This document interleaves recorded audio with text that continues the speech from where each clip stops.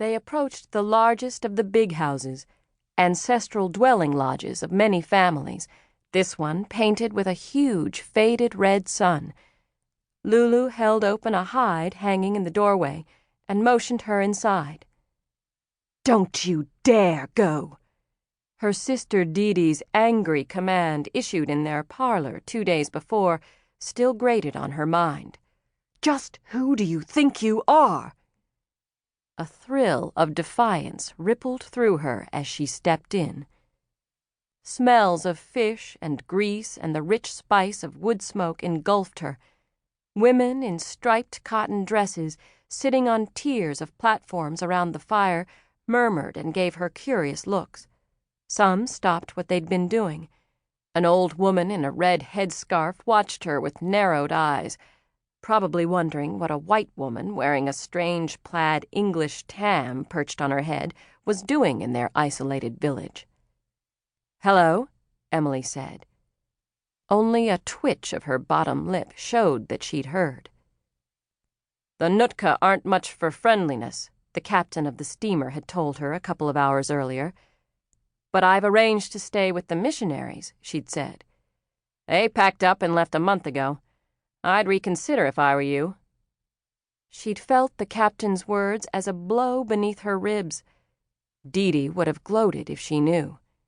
As it was, Dee Dee had given her a tongue-lashing about her mania for tramping through the wilderness with Indians, calling it a disgrace to the family. Still, she'd stepped off the steamer onto the dock at Ucluelet, and now, in this big house, she shoved back the fear that she'd made a mistake. Lulu nodded to a man who spilled himself out of a hammock hanging from thick beams, still shaped like tree trunks. His hair was cut bluntly at his shiny copper jaw, and he wore loose woolen trousers and leather shoes, but no socks. "Chief Tlewituua," Lulu announced, full of respect, and spoke a few words to him in Nootka, to which he responded. Emily felt his milky-eyed scrutiny go right through her. "Who are you?" she was certain he was asking. It was the same question she'd often asked herself. Impulsive rebel or lonely old maid? Aimless hobbyist or committed painter? "Chief Tlewituua say he knew another missionary family would come. Tide that go out always come back," Lulu said. The chief spoke again. "He want to know where is your husband." "I'm not a missionary's wife. Tell him, Lulu. I only came to visit the missionaries before. Tell him you remember me. Emily Carr." She set down her bags and took off her hat. "Not a missionary wife," some other voice said in English. Murmurs, smiles. Someone laughed. A man slapped his thigh.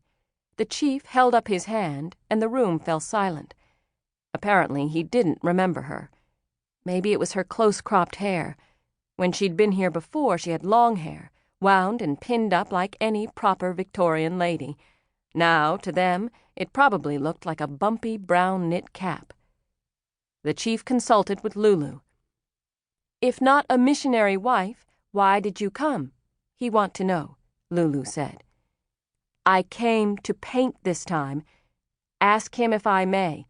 The village, the beautiful canoes." She dug out her half-filled watercolor book from her sketch sack to show her paintings of Beacon Hill Park in Victoria, woodland and seacoast in England. She felt apologetic. The English trees were puny compared to the mighty Douglas firs and cedars here. Namby-pamby, a pathetic offering. Why paint here, he might ask, and what would she answer? That she hoped that here she might discover what it was about wild places that called to her with such promise. The chief made a circle with his hand, as if holding a brush, and nodded at her tablet. "He want that you paint now." Now? Was this an invitation or a command? Better to assume it was a command. Could she paint under the heat of watching eyes? Paint without sketching first? The years in art school in San Francisco and England hadn't taught her that. Time to prove